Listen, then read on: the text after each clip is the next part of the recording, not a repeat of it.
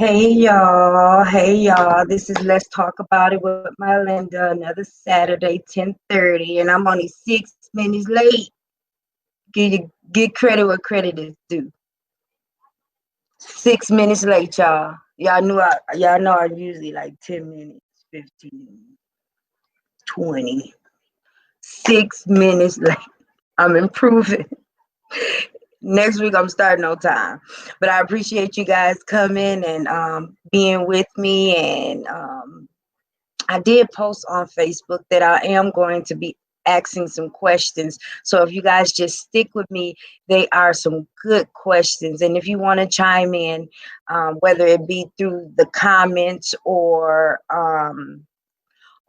through, me asking you to come on with me, whatever you want to do. But they are some really good questions, guys. So I want to talk to you or get that discussion going. But before the discussion um, is going, I just want to send out my gratitude to um, the Floyd family and their loss, and and send my prayers out to all the protesters that's out there everywhere. You guys are fighting a good fight, and just be protected and stay protected, and keep doing what you do. The first thing that I did want to talk about was how do you change your perspective? How you change your perspective on things? In a crisis situation, a lot of things are going on, and we have such a negative type of perception. So how are we how can we change our perception? It's hard, right? It's hard. Point taken is everybody's on one accord about the Floyd thing. Everybody. So our perception is, a life matters, something happened, and we're all trying to fight for justice. So the first thing you want to do is ask yourself, what is that perception? So our perception right now is justice, right? So what is your perception? Instead of asking yourself, why me? Ask yourself, why not me? What makes you so special that you don't have to go through the process like everybody else does? Why do you have to skip the hard work? Why do you have to skip the process? So that's changing your perspective on things to say, yeah, I do have to go through this.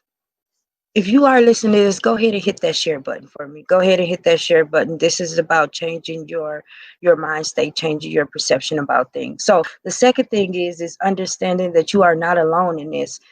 Needless to say, or not needless to say, but as we see, everybody's out here protesting. Everybody's out here believing in the good fight. We are not alone.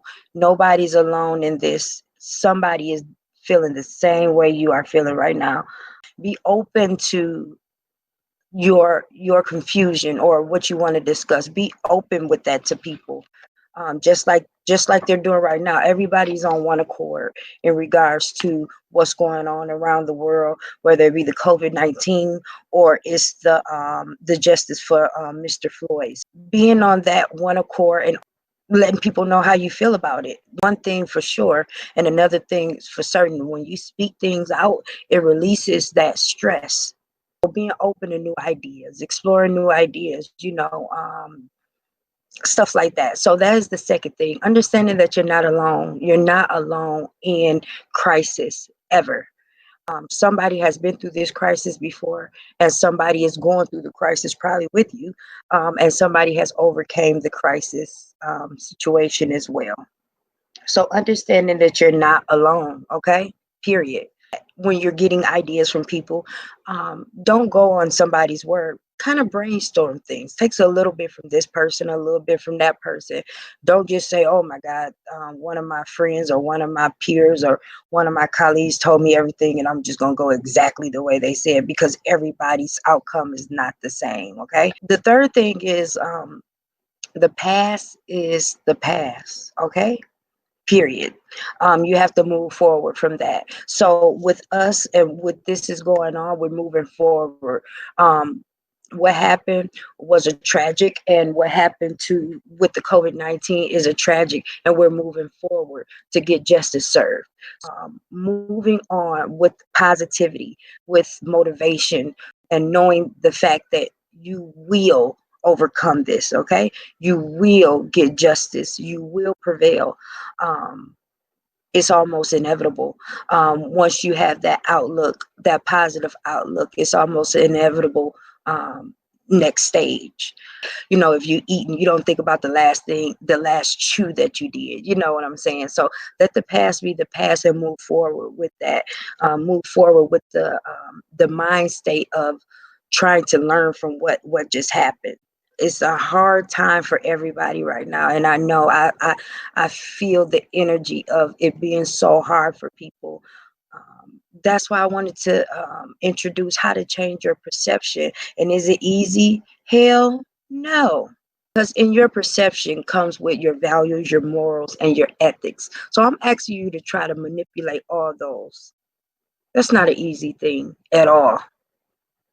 But I guarantee when you change your perception on life, that it makes the process a little bit easier to go through. Not a lot of bit, but a little bit. The fourth thing, reflecting. You have to reflect from where you come from, okay? You have to reflect from what you overcame a while back. That's how you get your strength. You have to reflect on what you have overcame in the past, and so which makes this crisis that's present not so hard, because you're like, I came over getting shot, I came over getting molested, I came over not having no food, I came over going to school being a single mom. I got this.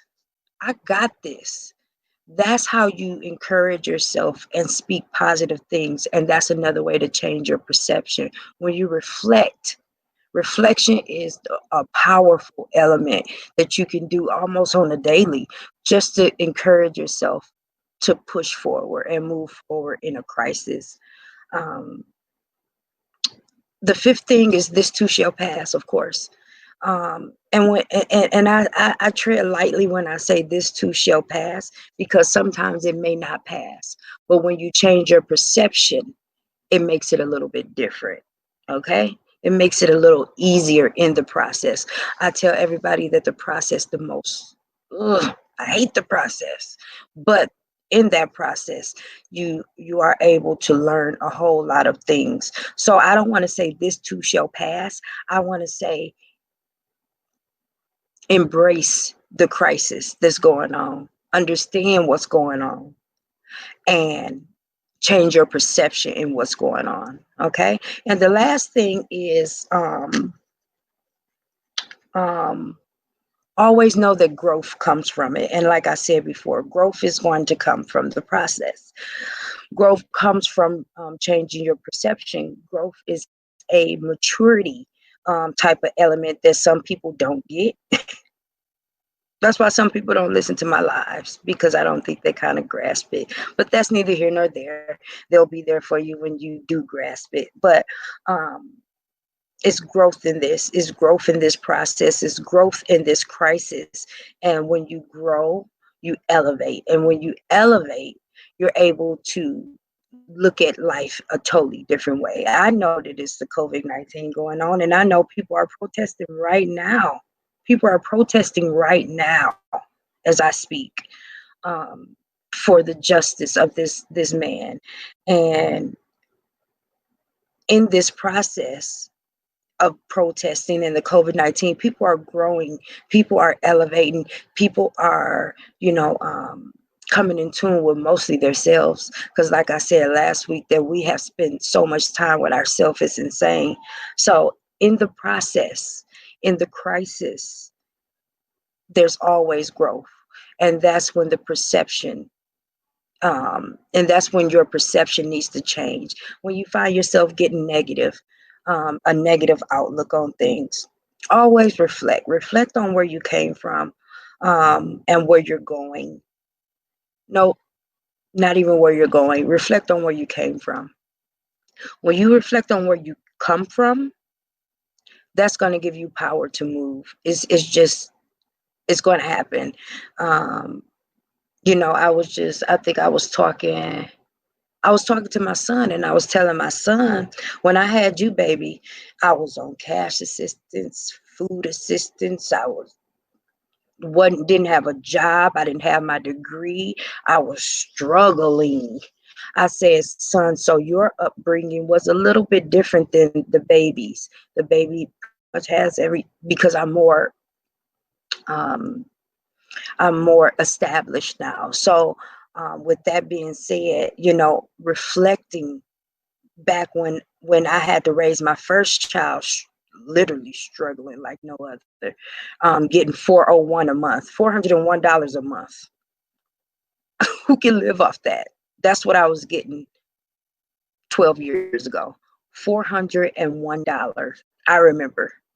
Um, when you reflect on that struggle and that overcoming situation, then it makes you more humble, and it makes you want to move forward even more, and it also allows you to develop a sense of maturity to let yourself know that I don't want to go back that way. Okay, so those were the different types of way that you could kind of change your perception about life when it's a crisis going on. Okay.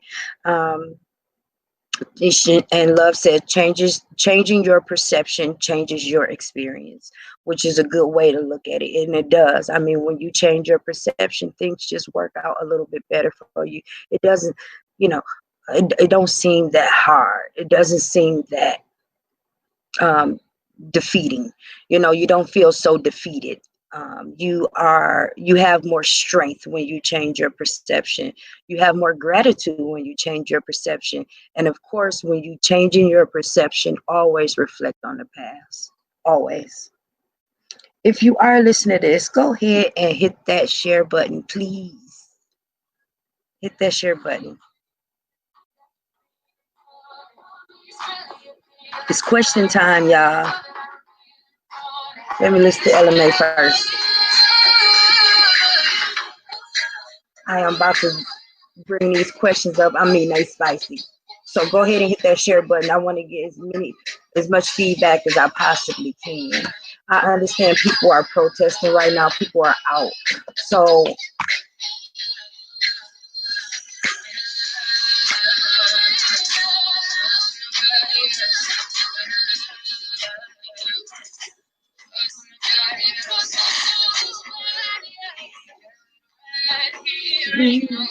I love LMA.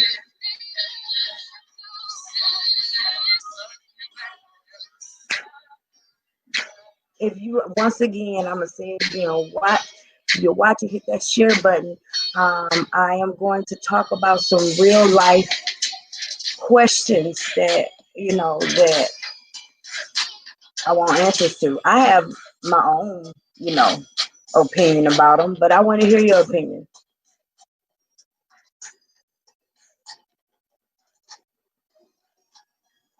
I saw my Cash App go up. I thought somebody sent me some money.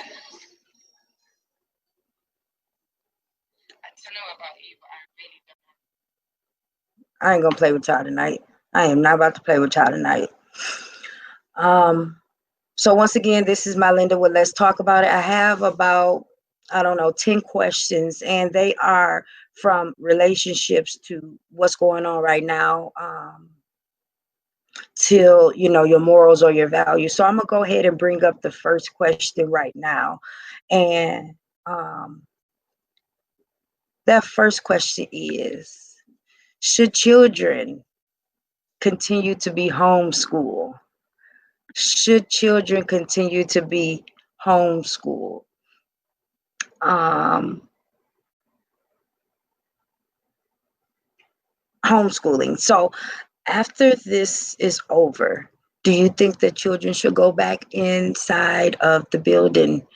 I know they had like a whole list of what it's going to look like when they come back in. Um, my personal opinion is mine probably won't be going back. Um, I don't know. That's my personal opinion. But if you are listening, go ahead and comment and tell me, should children continue homeschooling? What do you think? It's a lot of things that, you know, I don't know.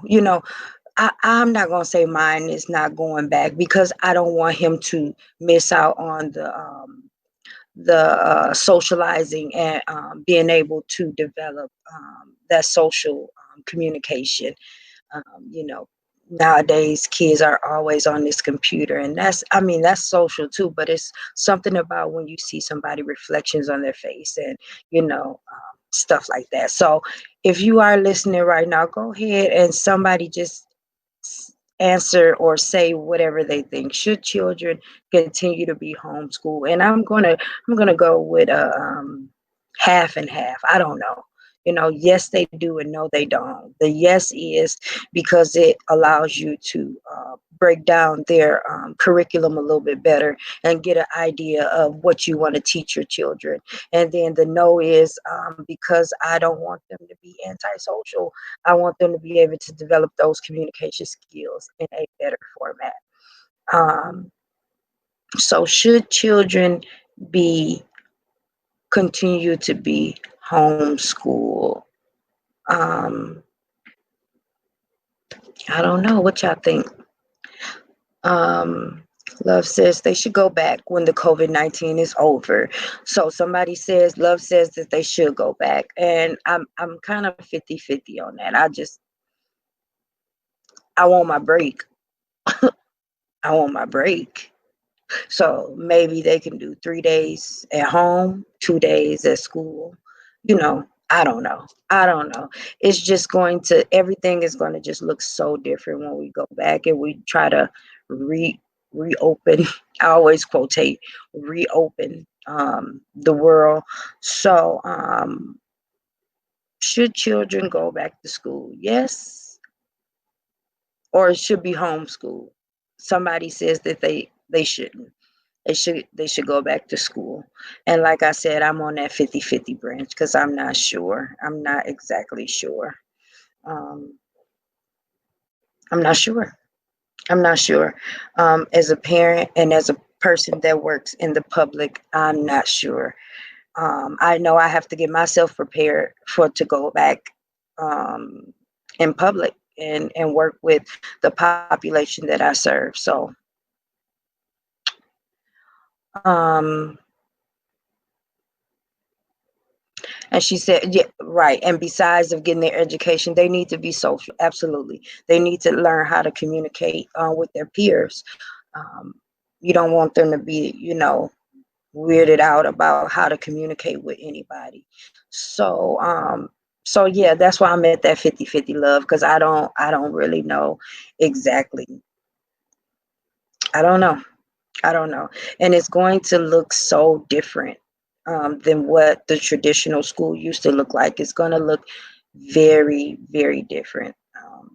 And we as parents or people of guardianship or anything like that just have to be ready for that change and be ready for what the school system and what the educational system is asking us for or asking us to do. We have to be ready for that. So, some children only get that social time at school. Yep, that is that is good. Some children only get their social time in school, and Breaking Bread was actually talking about that, which is another show on Rise High Radio talking about that was the only time they actually was able to communicate and be at a peaceful state, be at a peaceful atmosphere. She even said to even get food. So that is a time where the kids can only actually get their social time. A lot of people, a lot of kids don't have that PlayStation, and that's a privilege. I know back in the day, Super Nintendo was a privilege. Everybody didn't have one, but I did. Got the mama made sure of it, and I played the heck out of Super Mario Brother. But that's neither here nor there. And I beat it like 3 times, but whatever. I'm not gonna toot my own home, but I beat Super Mario 3 times. Okay, so 3 times on Super Nintendo. But anyways, that's neither here nor there. But you are right. That's the only time that they do get that social contact, that social communication with positive adults and with their peers, because of course the teachers are positive mentors that they have. So the second question is a little off, and it says, how many times should you take a person back that have done you wrong? Yee.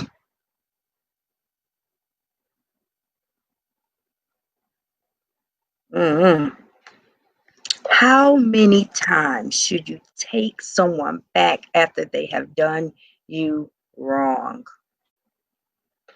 You know,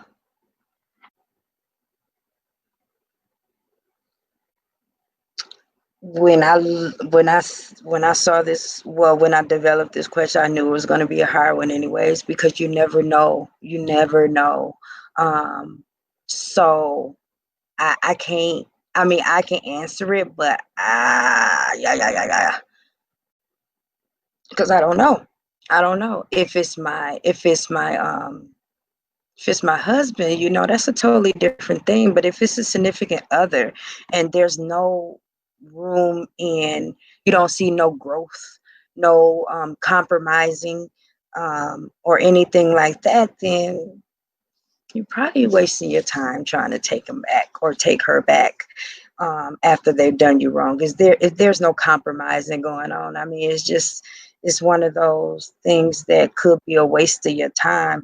But we as humans, we always try to spin our luck and say, well, maybe this go round or maybe that go round. You will be able to, you know, things will work out during that time. You never kind of know. So if you are listening, how many times should you take someone back after they have done you wrong?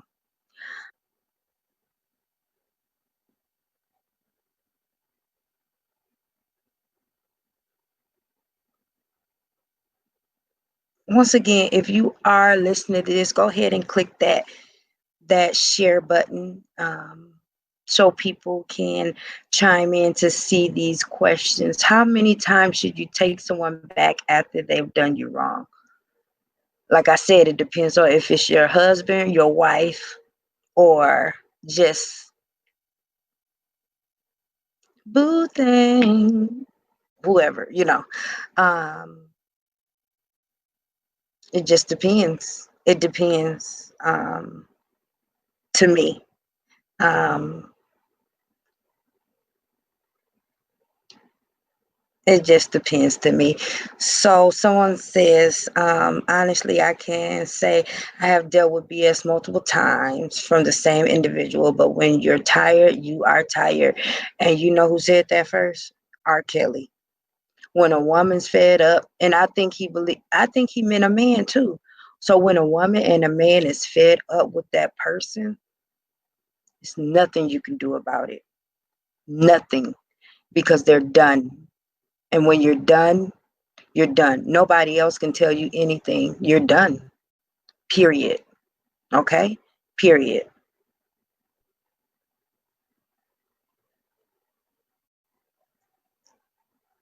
And she said it right there. Only you know. Only you know when you're done. And that's absolutely right. Only you know when you are done with a situation. You feel it in your heart, you feel it in your spirit, and all you want is peace. All you want is peace. Um, that's all you want in your space. All you want is peace. So how many times should you take someone back for doing you wrong? My answer is I don't know. It depends. But like I said, the person that said it the best was R. Kelly. When a woman or a man is fed up, there's nothing you can do about it. It's like running out of love, and it's too late to talk about it. Right? Right. Misha says, um, I call her Misha, but her name is Tamisha. She says, right, you know your limits. You know your limits. Know them. When you're done, and that's just it. That's it. So, yeah. So the next question that I have is, why do you think people decide to date outside their race? And there is actually spelled wrong, so I do apologize. It's Their. Sorry, I was rushing. Yeah, I know I'll be late. It's Their. I'm so sorry, but why do you think people decide to date outside of their race? What do you think? Do you think it's because people are attracted to who they're attracted to? But this is was just an interesting, just to throw it out there. Why do you think people date outside of their race? And why do you, and you know what, I want to piggyback off of that. Why do you think people don't date outside their race? So those are two questions. Why do people date outside their race, and why do you think people don't date outside their race? If you have a comment about this question, go ahead and if you want to get on with me, you can. If you want to say it in the comment section, you can.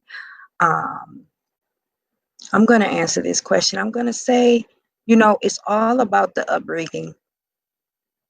It's all about your background, your morals, your values, and your ethics of who, you know. And then as you get older, you understand, or you kind of,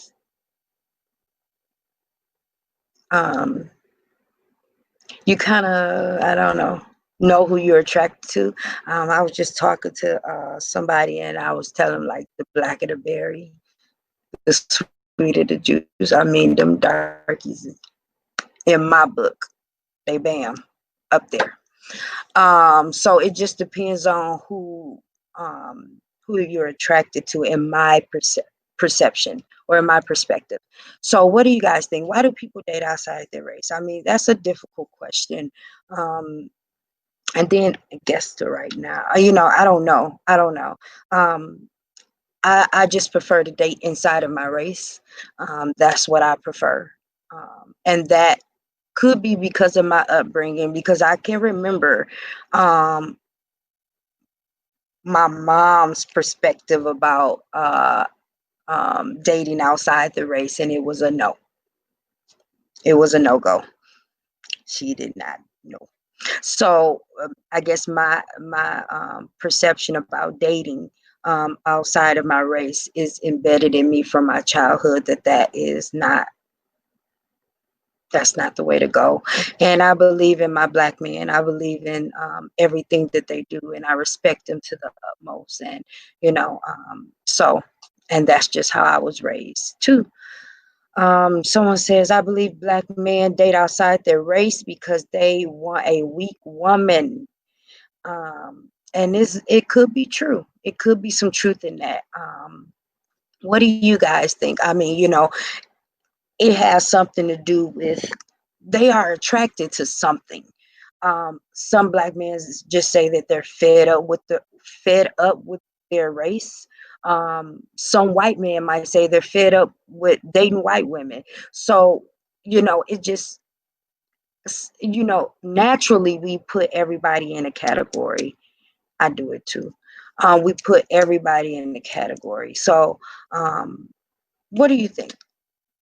Why do people date outside their race? Some people say because they want a weaker person. Some people, may think that they are just tired of their whole race, and they want to date outside the race. Some people, may want a different element introduced to them, as far as like a different culture, which you don't have to date anybody to get that, but some people may think you do.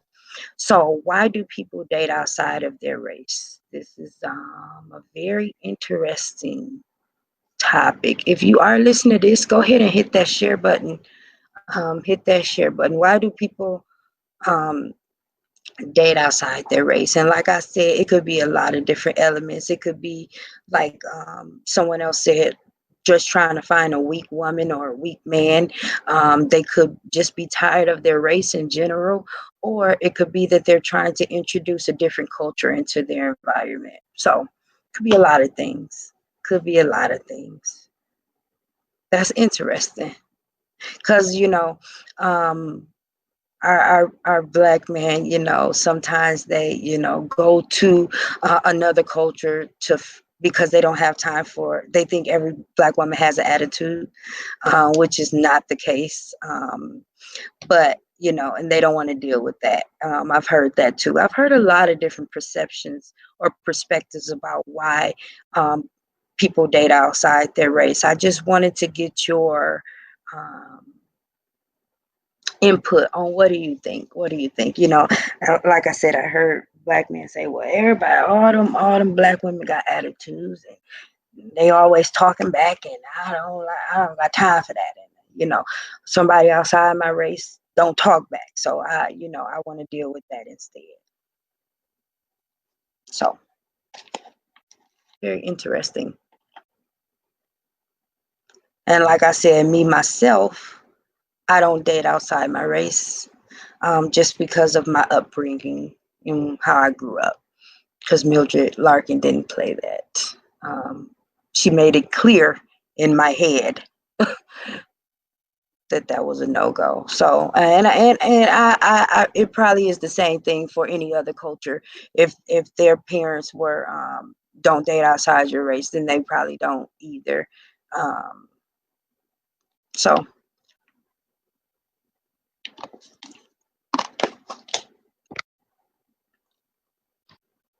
very interesting. That's a touchy situation, especially what's going on right now. But I say what I want to say, and we're gonna talk about it. Period. As the young people say, period, boo boo. Period, boo boo. We're gonna talk about it, okay? Because that's why it says let's talk about it, okay?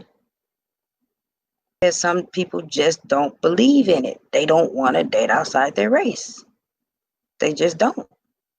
They don't, which is fine. I hope everybody is being safe out there. I hope everybody is having a positive energy with them as well.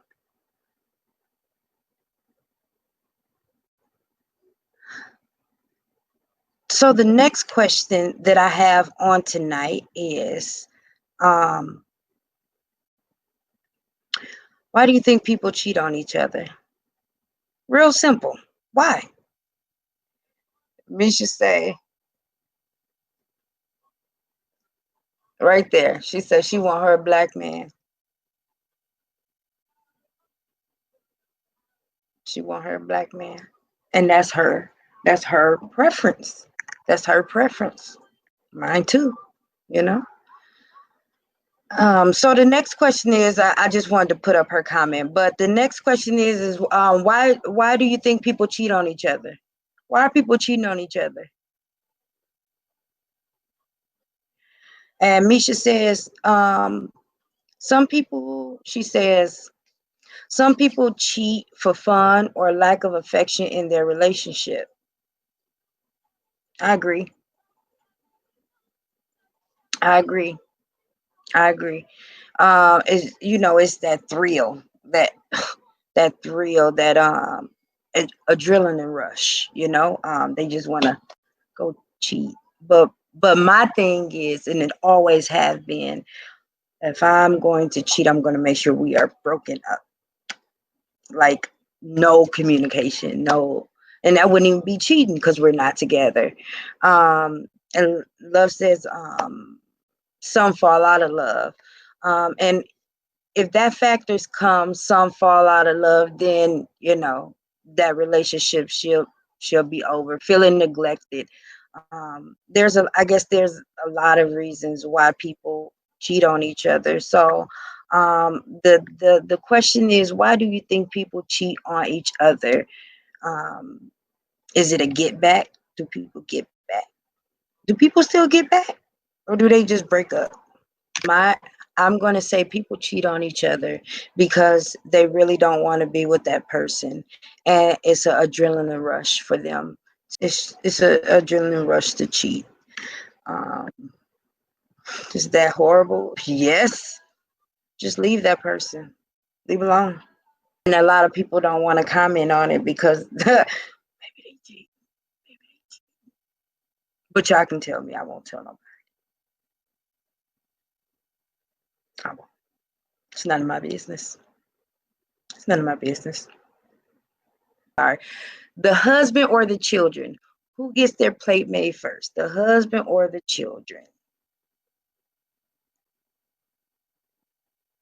I would say my husband, um, just because that's what I've always did. When I was married, the husband went first. So um, I would say my husband.